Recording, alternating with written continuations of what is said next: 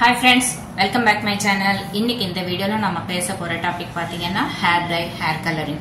So இந்த hair dye, hair coloringன்றது நம்ம லைஃப்ல ஒரு பார்ட் ஆயிடுச்சு. இன்னைக்கு மேக்ஸிமம் பர்சன்ஸ் வந்து hair dye, hair coloringன்றது பண்ணிட்டு இருக்காங்க. ஒரு காலத்துல பாத்தீங்கன்னா இந்த hair dyeன்றது ஒரு ஏஜ்டு பர்சன் ஒரு 60 வயசு மேல ஒரு 50 வயசுக்கு மேல போடுறவங்க தான் hair dye. ஆனா இன்னைக்கு ஸ்கூல் பசங்கள்ல இருந்து இந்த hair coloring, hair dyeன்றது பண்ணிட்டு இருக்காங்க.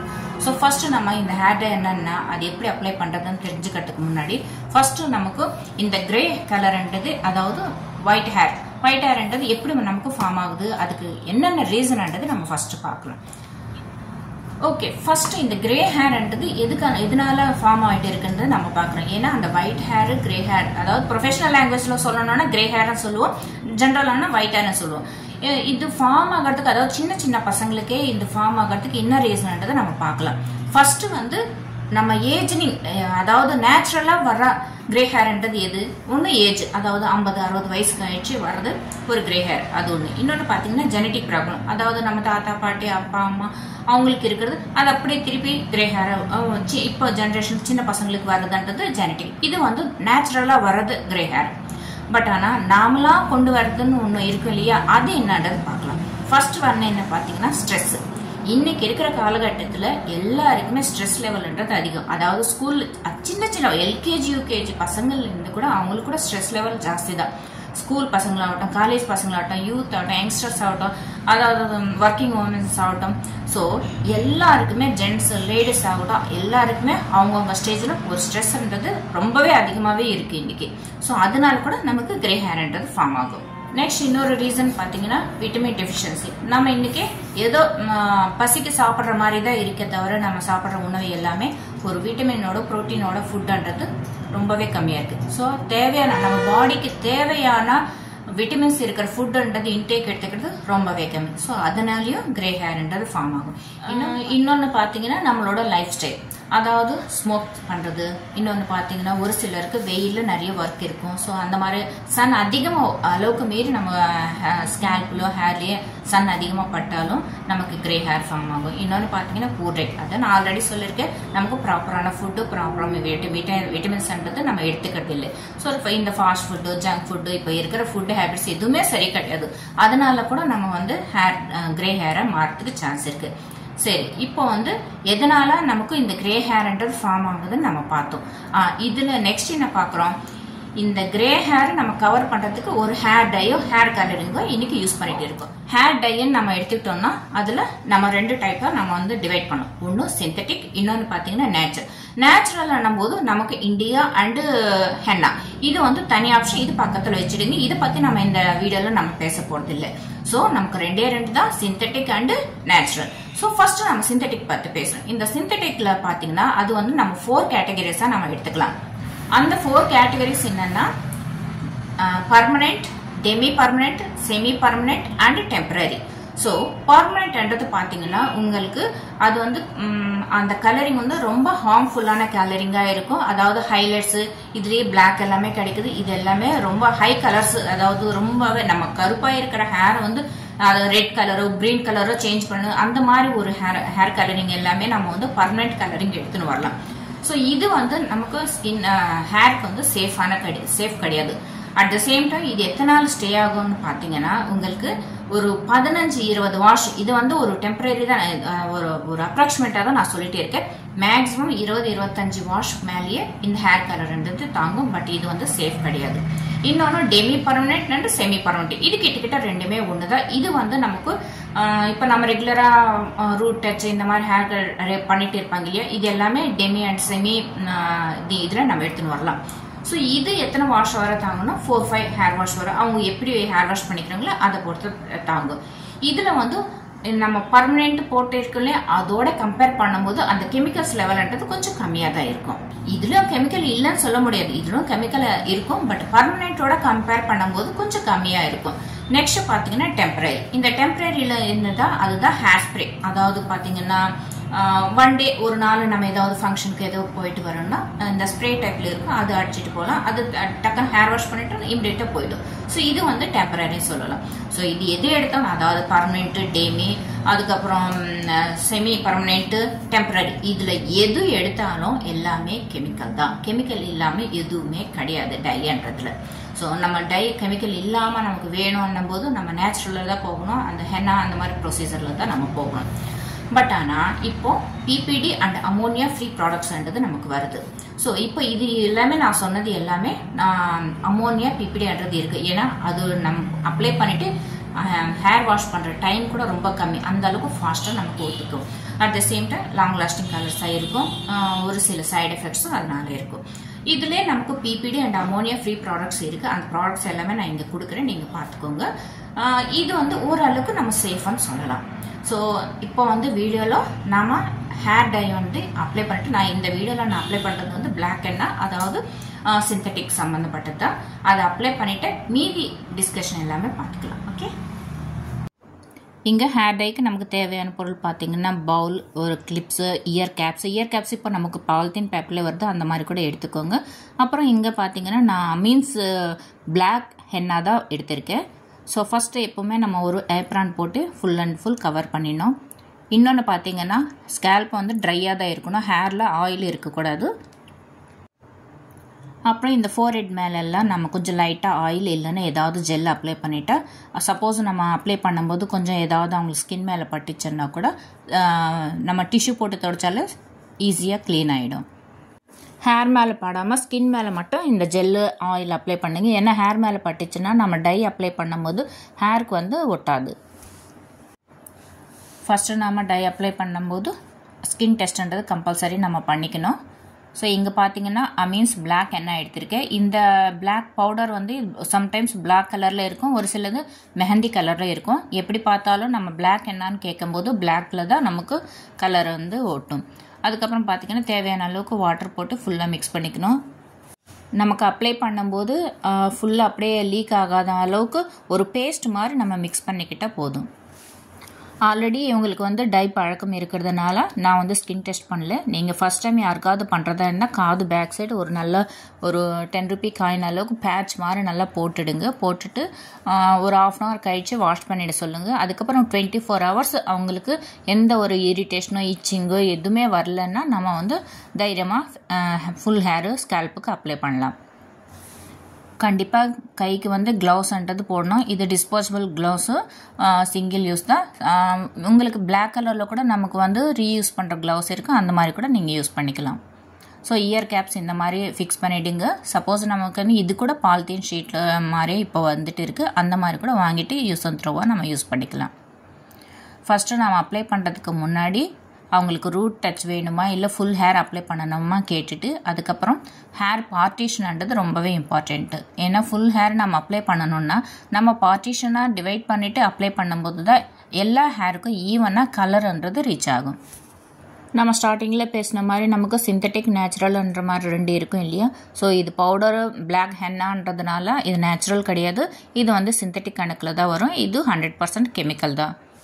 இவங்க ரொம்ப வருஷமாக டைன்றது அப்ளை பண்ணிட்டு இருக்கிறதுனால நான் இவங்களுக்கு ஸ்கின் டெஸ்ட் எதுவும் பண்ணலை, டைரெக்டாக நான் அப்ளை பண்ணிட்டு இருக்கேன். எப்பவுமே நம்ம பார்ட்டிஷன் எடுக்கும்போது ஃப்ரண்ட்டில் வந்து சென்டர் ரூட் எடுத்துகிட்டு அதுக்கப்புறம் இயர் டு இயர் ஒரு 2 செக்ஷன் எடுக்கணும். அதுக்கப்புறம் பேக் சைடு பார்த்திங்கன்னா ரொம்ப திக்காக ஹேர் இருந்துச்சுன்னா ஒரு 3 செக்ஷனாக, அதாவது 6 செக்ஷனாக நம்ம எடுத்துக்கலாம். அப்படி இல்லை கொஞ்சம் தின் ஹேராக இருந்துச்சுன்னா பேக் சைடு இருக்கிற ஹேர் எல்லாமே ஒரு 4 செக்ஷனாக நம்ம வந்து டிவைட் பண்ணிக்கலாம். அது வந்து ஹேரோட திக்னஸ்க்கு ஏற்ற மாதிரி நம்ம சேஞ்ச் பண்ணிக்கலாம். இவங்களுக்கு ஹேர் வந்து தின் ஹேர் தான் இருக்குது. அது இல்லாமல் நான் வந்து இவங்களுக்கு ஜஸ்ட் ஒரு ரூட் டச் மட்டும்தான் அப்ளை பண்ண போகிறேன்.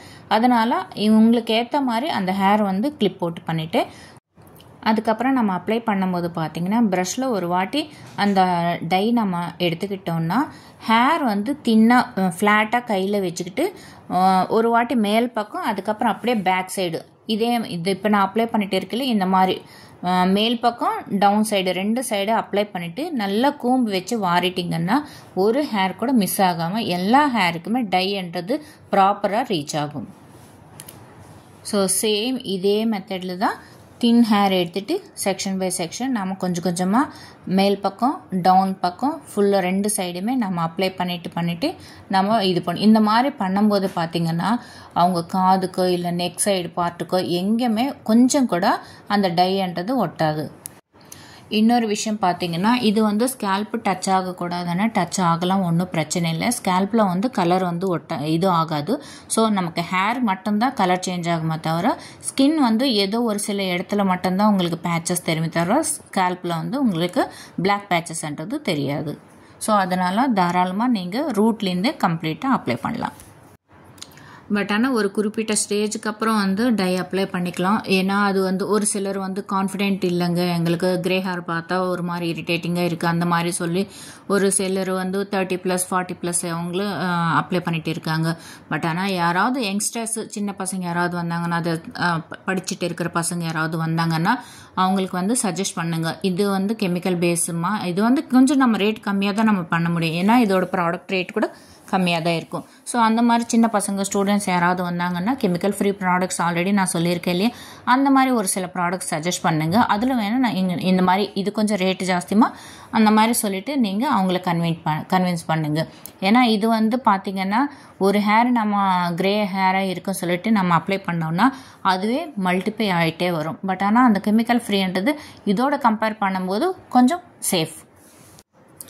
இன்னொரு முக்கியமான விஷயம் என்ன, ப்ரெக்னென்ட் லேடிஸ் யாராவது இருந்தாலும் இந்த ஸ்கின் அலர்ஜி இருக்கிறவங்க இவங்க யாருமே வந்து நீங்கள் இந்த டை கிட்ட அப்ளை பண்ணிக்காதீங்க.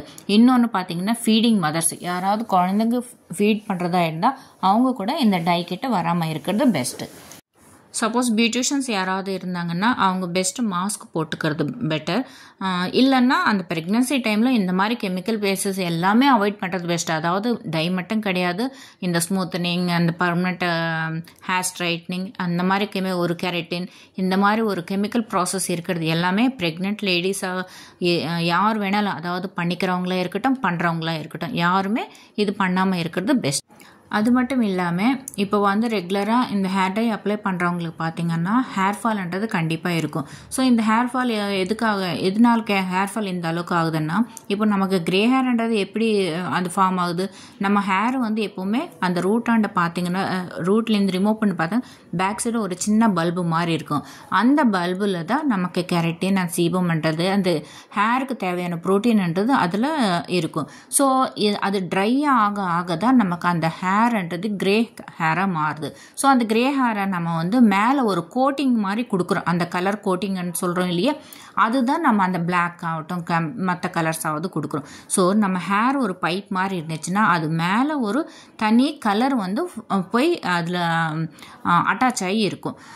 அந்த மாதிரி பண்ணும்போது என்ன ஆகும்னா ஹேரோட ஒரிஜினாலிட்டின்றது நமக்கு அது போயிடும். ஸோ அந்த ஒரிஜினாலிட்டி நம்ம திருப்பி நம்ம ரீட்டைன் பண்ணணும்னா இந்த டை ரெகுலராக அப்ளை பண்ணுறவங்க ஒரு ஹாட் ஆயில் மசாஜ் இல்லைன்னா ஸ்பா ஸ்மூத்தனிங் இந்த மாதிரி எடுக்கும்போது அந்த ஹேர்ன்றது ஒரு ஸ்மூத்னஸ் வந்து கொண்டு வரலாம். இன்னொன்று பார்த்தீங்கன்னா இந்த மாதிரி டை அப்ளை பண்ணப்போ உடனே வந்து ஒரு சில ப்ராடக்ட்ஸ் வந்து ஷாம்பு யூஸ் பண்ணலாம். பட் ஆனால் ஒரு சில ப்ராடக்ட்ஸ்க்கு வந்து ஷாம்பு தேவைப்படாது, நார்மல் ஹேர் வாஷ் தான் பண்ண வேண்டி வரும்.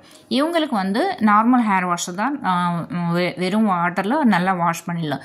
சப்போஸ் அவங்களுக்கு ரொம்ப ரஃப்பாக இருக்குது, ஒரு ஸ்மூத்னஸ் வேணும்னு நினச்சாங்கன்னா கண்டிஷ்னர் இருக்கும் இல்லையா, அந்த கண்டிஷ்னரை ஸ்கேல்பில் படாமல் ஹேருக்கு மட்டும் அப்ளை பண்ணிவிட்டு வாஷ் பண்ணிக்கிட்டாங்கன்னா ஓரளவுக்கு ஸ்மூத்னஸ்ன்றது வரும். அப்புறம் ஒரு வாட்டி நம்ம டை அப்ளை பண்ணோன்னா எத்தனை ஹேர் வாஷ் வர தாங்கும். ஃபஸ்ட்டு வந்து நம்ம கஸ்டமரை என்ன கேள்வி கேட்பாங்க, நம்மளை எத்தனை நாள் இருக்குங்கன்னு கேட்பாங்க. பட் ஆனால் எப்போவுமே எத்தனை நாள் இருக்குன்றது சொல்லக்கூடாது, நம்ம இத்தனை ஹேர் வாஷ் வரும்னு சொல்லணும். ஸோ இப்போ நம்ம அப்ளை பண்ணிட்டு இருக்கிறது ஒரு நார்மலான சிந்தட்டிக்கில் அது செமி பர்மனெண்ட் டெமி பர்மனெண்ட்னு சொல்லுவாங்க இல்லையா, அந்த மாதிரி தான். ஸோ இது வந்து பர்மனெண்ட்டு கிடையாது. அதனால் இது வந்து ஒரு 4 or 5 ஹேர் வாஷ் வர ஓரளவுக்கு நல்லாவே இருக்கும். பேக் சைடு அப்ளை பண்ணது வந்து உங்களுக்கு லாங் டைம் இருக்கும்.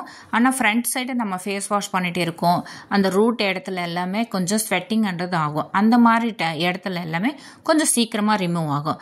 மற்ற back side full hair apply பண்ணுறது என்ன, அது வந்து கொஞ்சம் லாங் டைம் இருக்கும். அதாவது பார்த்தீங்கன்னா ஃபுல் ஹேரை அப்ளை பண்ணாங்கன்னா அவங்களுக்கு தாராளமாக சொல்லிடுங்க, பேக்கு ஃபுல்லாக இருக்கிற ஹேர் வந்து உங்களுக்கு ஒரு 10 வாஷ் வர நல்லாவே இருக்குங்க. இந்த ஸ்கேல்பில் இருக்கிறது ஒரு ரூட் கிட்ட இருக்கிறது மட்டும் ஒரு 3 or 4 ஹேர் வாஷ்லேயே நமக்கு அது ரிமூவ் ஆகிடும்ன்ற மாதிரி சொல்லிவிடுங்க. அப்போது வந்து அவங்க மந்த்லி ஒன்ஸ் அந்த மாதிரி ஒரு ரூட் டச்சப் மட்டும் பண்ணிக்கிட்டால் சரியாக இருக்கும். நிறைய பேர் பார்த்தீங்கன்னா இந்த ஹேர் ட்ரை அப்ளை பண்ணதுக்கப்புறம் அதுக்கப்புறம் அவங்கள ஹேர் வாஷ் பண்ணிட்டு அதுக்கப்புறம் அவங்களோட இது ஆயில் அப்ளை பண்ணிவிட்டு அவங்க பாட்டு அவங்க வேலையில் இருப்பாங்க. பட் ஆனால் எப்போவுமே ஒரு கெமிக்கல் ப்ராசஸ் நம்ம பண்ணோன்னா அந்த ஹேர் நம்ம ப்ரொடெக்ட் பண்ணுறதுக்கு இன்னொரு கெமிக்கல் ப்ராசஸ்ன்றது கண்டிப்பாக நம்ம பண்ணணும். அதாவது பார்த்தீங்கன்னா ஒன்று ஆயில் மசாஜ் பண்ணிங்கன்னா ரொம்ப சீக்கிரமாக போயிடும். அதை விட பெஸ்ட்டு நீங்கள் ஒரு ஸ்பா அந்த மாதிரி எடுத்துக்கின்னு ஹேர் ஸ்பா எடுத்துக்கிட்டிங்கன்னா அந்த ஹேரோட ஸ்ட்ரக்சர் வந்து நம்ம ஸ்மூத்னஸ் சாஃப்ட்னஸ் வந்து நம்ம மெயின்டைன் பண்ணலாம். ஆனால் நீங்கள் ஹேர் டை அப்ளை பண்ணிங்கன்னா அட்லீஸ்ட் ஒரு 2-3 டேஸ் கேப் விட்டுட்டு அதுக்கப்புறம் நீங்கள் ஸ்பான்றது பண்ணணும். இல்லைன்னா நமக்கு மார்க்கெட்டில் வந்து இந்த tie hair colour protection shampoos நிறையவே மார்க்கெட்டில் இருக்குது. அந்த மாதிரி ஒரு சில ஷாம்பூஸை யூஸ் பண்ணிக்கிட்டிங்கன்னா கொஞ்சம் லாங் லாஸ்டிங்காக இருக்கும். அப்புறம் ஹேர் டை அப்ளை பண்ணுறதுக்கு முன்னாடி நல்லா ஞாபகம் வச்சுக்கோங்க, ஹேரில் வந்து ஆயில் இருக்கக்கூடாது. ஆயில் இருந்துச்சுன்னா கலர்ன்றது ஒட்டாது. ஸோ அதனால் நல்ல ட்ரை ஹேரில் தான் நம்ம வந்து இந்த ஹேர் டைன்றது அப்ளை பண்ணணும். அது கம்பல்சரி ஞாபகம் வச்சுக்க வேண்டிய விஷயம். இப்போ நம்ம அப்ளை பண்ணிட்டு இருக்கிற ஹேர் டை பார்த்திங்கன்னா அப்ளை பண்ணி முடிச்சதுக்கப்புறம் 30 மினிட்ஸ் இருந்தால் போதும். அதுக்கப்புறம் நார்மல் வாட்டரில் ஹேர் வாஷ் பண்ணிடலாம் வித்தவுட் ஷாம்புவில். சப்போஸ் அவங்களுக்கு யூஸ் பண்ணணும்னு நினச்சிங்கன்னா கண்டிஷ்னர் வேணால் யூஸ் பண்ணிக்கலாம். அவங்களுக்கு இல்லை நம்ம வந்து எங்களுக்கு ஷாம்பு பண்ணாதான் பிடிக்குதுன்னா மறுநாள் வேணால் அவங்கள ஷாம்பு பண்ணிக்க சொல்லலாம். இங்கே வந்து இவங்களுக்கு நான் வந்து ஷாம்பு பண்ணி காட்ட முடியாது, இவங்க என்னோட ரெகுலர் கஸ்டமர். ஸோ அப்ளை மட்டும்தான் பண்ணிப்பாங்க, வீட்டுக்கு போய் தான் அவங்க ஹேர் வாஷ் பண்ணிப்பாங்க. ஓகே கைஸ், நான் இப்போ சொன்ன இன்ஃபர்மேஷன் எல்லாமே உங்களுக்கு யூஸ்ஃபுல்லாக இருக்கா சொல்லுங்கள், எனக்கு கமெண்ட்ஸ் பண்ணுங்கள். அப்புறம் நம்ம பார்லரில் பியூட்டிஷியன் கோர்ஸ்ன்றது எடுத்துகிட்டே இருக்கோம். ஸோ ரொம்ப லோ பட்ஜெட்டில் மோர் தென் 40 டாபிக்ஸ் கிட்ட நம்ம வந்து கிளாஸ் எடுத்துகிட்டு இருக்கோம். நோட்ஸ்லேருந்து எல்லாமே நோட்ஸு ப்ராடக்ட்ஸ் எல்லாமே அதுக்குண்டான ப்ராடக்ட்ஸ் எல்லாமே நாங்களே ப்ரொவைட் பண்ணுறோம். சர்டிஃபிகேட்டோடு சேர்த்து உங்களுக்கு வந்து ஷாப்போட லைசன்ஸ் கூட நாங்களே ரெடி பண்ணி கொடுக்குறோம். இன்ட்ரெஸ்ட் இருக்கிறவங்க வீடியோவில் இருக்கிற நம்பருக்கு கால் பண்ணுங்கள், இல்லைன்னா மெசேஜ் பண்ணுங்கள். தேங்க்யூ.